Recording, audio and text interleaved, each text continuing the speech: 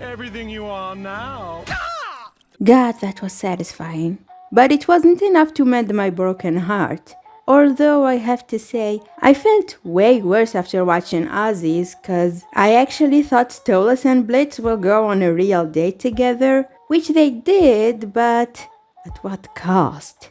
But I do think the episode was good, despite everything. And it did have its wholesome moments, so let's start with the beginning. We have Stolas waking up to Blitz making him breakfast in a pile of horse plushies, and only now realizing that Blitz is obsessed with horses, which is not very good.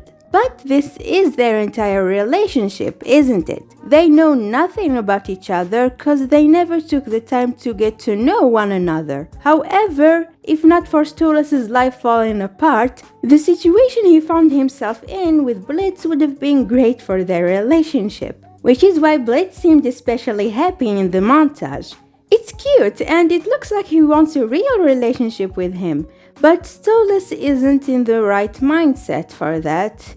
There's always something. Why is there always something? But speaking of the montage, I couldn't help but notice how Stolas was a bit unhappy with Blitz showing him around Imp City. And I can't chalk it up to him being worried about his daughter, because he didn't really appreciate the breakfast Blitz made for him, because it's not what he's used to. Normally I dine on a custom diet prepared by my waiting staff, such as roasted vole or firecoy.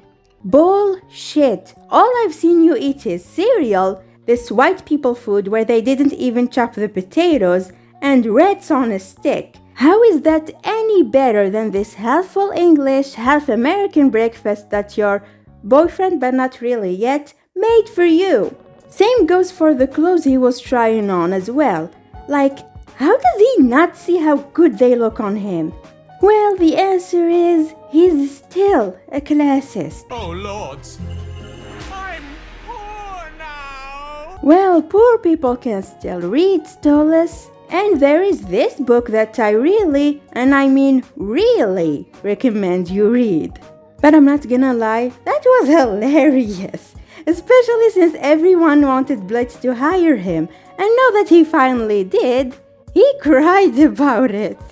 And I probably should stop stalling and talk about Octavia, but I won't. And instead I'll talk about the Karen who hired them to kill her cheating husband, but it was heavily implied that he didn't and she was just homophobic. But regardless, Blitz decided not to kill him, a contrast to the very first episode, where he was very happy to kill a mother and gave us one of the best jokes in the show. Are we actually killing a family?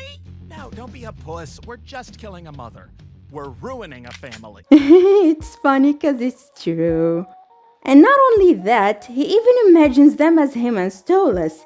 And it's like Vivzi knew that this is what we wanted, but she can't give it to us yet, so she decided to taunt us like this. This doesn't make me feel good, you know. So it is the right time to talk about Via. She's living with her mother and uncle now, who are constantly disregarding her feelings and not allowing her to talk with her father, who's been trying to reach out for her this whole time. And although she was happy to take his call at first, when her mother didn't let her, she had some time to think about what her father did and how he essentially abandoned them, because even if he's been trying to call her for weeks, he still chose to die for Blitz than to live with her, even though he promised her he'd never leave her for him. And she's right to feel that way. He was being selfish when he made that deal with Blitz, and he knew he wasn't supposed to do that and that there will be consequences, yet he went and did it anyway. But again, it's a lot more complicated than he chose him, because it wouldn't have been better if he didn't interrupt the execution and just let Blitz die because of his deal. It's a doomed if he does, doomed if he doesn't type of situation. However, like Stolas said, saving Blitz was the right thing to do, even if his daughter may never forgive him for it. But going back to Via, after she already decided to cut off her father for what he did, she also discovered his antidepressants and that he was miserable with them, and she was upset about it.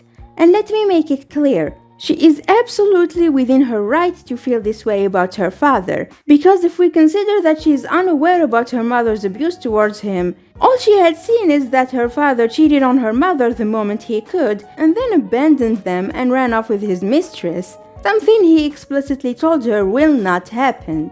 And the pills made her think that he was never even happy with them, with her, and that he never really loved her or cared for her, and only stayed with them out of obligation towards her. Basically, he was forcing himself to stay miserable because of her.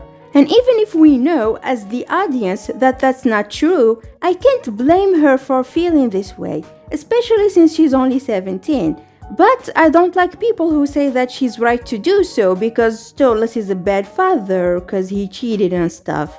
And yeah, but it's not like royals ever cared about that. We know Stella was more bothered by him sleeping with an imp than him cheating on her the moment she found out. And she's not really involved in her daughter's life that much, so the divorce wouldn't have impacted Via anyway. And don't get me wrong, I don't condone cheating. There's a lot of things I don't condone in this show actually, but I don't understand why some people are just so quick to dismiss Stella's abuse. My guess is because it's only verbal and because it's directed at a man. Because I know no one will be criticizing Stolas the same way if the genders were reversed. And even if it's not physical, verbal abuse is still bad. It's mentally draining, and every time you think you've become numb to it, it keeps affecting you. So he's not just a whiny bitch, and he was suffering internally for a while now. I hate when people just ignore that. But anyway, Via called out her father and cut him off completely, and there was nothing he could say that would have prevented that. Which upset both of them, but Stolas especially, cause now he thinks she hates him, and he lost all hope to reconnect with his daughter for the next 100 years. Blitz partially blames himself for it, but Stolas assures him that it was his decision and that he shouldn't feel guilty about it. So he tells him about Barbie Wire and that he should keep trying to reach her. And then they danced and it was adorable and Stolas was clearly enjoying himself. But then Blitz hugged him and he didn't hug him back and just kept sadly looking at the moon. And we cut to the credits. And I'm not normal about this. But on a more positive note, I really liked Blitz in this episode.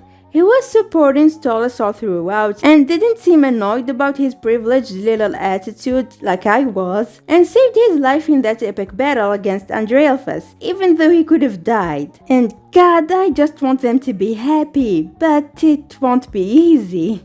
And one more thing, Millie is pregnant and I'm feeling conflicted cause on one hand they didn't plan this and she's terrified, but on the other hand, little baby.